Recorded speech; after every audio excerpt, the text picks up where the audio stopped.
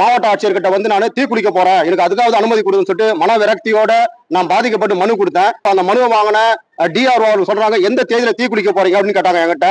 5 ஆண்டுகளா அலுவலகமா ஏறி இறங்கி 40க்கும் மேற்பட்ட மனுக்கள கொடுத்து நீதி கிடைக்கல.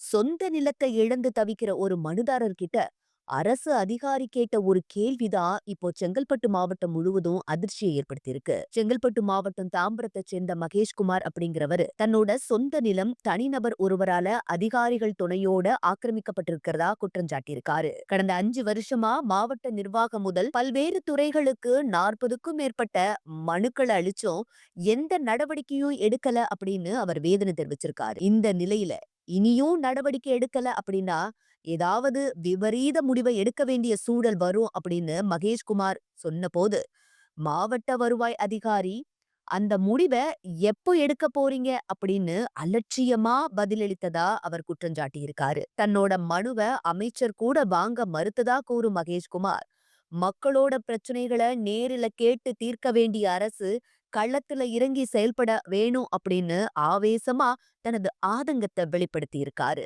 என்னுடைய பெயர் மகேஷ்குமார். நான் தாம்பரம் பகுதியிலிருந்து வரேன். என்னுடைய சொந்த கிராமம் திருப்பூர் தாலுகா காயாறு வில்லேஜ். என்னுடைய கிராமத்துல இருக்கிற பூர்வீக பட்டா லேண்டு, அதாவது 2 ஏக்கர் 18 சென்ட்ல 18 சென்ட் இடத்த வந்து வேறொரு நபருக்கு எந்த விதமான ஆவணமும் இல்லாம போலியா அவர் வந்து அனுபவிக்கிறதுக்கு ஆவணங்கள் தயாரிக்க திருப்பூர் தாலுகா வட்டாட்சியர் அலுவலக ஊழியர்கள் அவருக்கு பக்கபலமா இருந்து கையூட்டு பெற்றுக்கொண்டு எங்களது நிலத்தை அபகரிக்க இது வரைக்கும் அபகரிச்சு அவங்க ஆக்கிரமி பண்றதுக்கு உதவி பண்ணியிருக்கிறாங்க.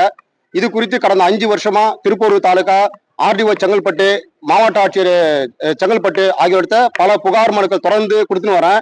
எந்த மனுக்களுக்கும் இது வரைக்கும் ஒரு விசாரணையோ எந்த விதமான அறிக்கையோ கலாயோ எதுவுமே அவங்க பண்ணல.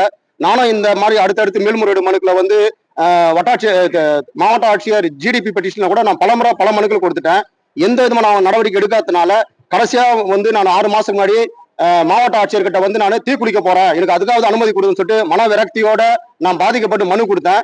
அந்த மனுவை கொடுக்கும்போது அப்ப அந்த மனுவை வாங்கின டிஆர்ஓ சொல்றாங்க, எந்த தேதியில தீக்குளிக்க போறீங்க அப்படின்னு கேட்டாங்க என்கிட்ட. அதையும் அந்த மனுவை வாங்கி வச்சுன்னு அதன் மீதும் எந்த விதமான நடவடிக்கை எடுக்கல. நான் இந்த மன உளைச்சலுக்கு நான் ஆளாகி நான் மாண்புமை உயர்நீதிமன்றம் சென்னையை நான் அணுகி வழக்கு போட்டிருந்தேன். வழக்குல உயர்நீதிமன்றம் என்னுடைய மனுவை ஆய்வு செஞ்சு எனக்கான உரிய நீதி வழங்குமாறு உத்தரவு போட்டு அந்த உத்தரவையும் அவங்க மதிக்காம அந்த உத்தரவை தாண்டி இப்ப 10 நாள் ஆயிருக்குது. எல்லா விதமான நடவடிக்கைகளும் நான் இமெயில் மூலமாகவும் பதிவு தபால் மூலமும் கலெக்டர், டிஆர்ஓ, சப் கலெக்டர் எல்லாருக்கும் நான் தொடர்ந்து அனுப்பி ஒரு மனுக்களுக்கும் இது வரைக்கும் அவங்க நடவடிக்கை எடுக்கல.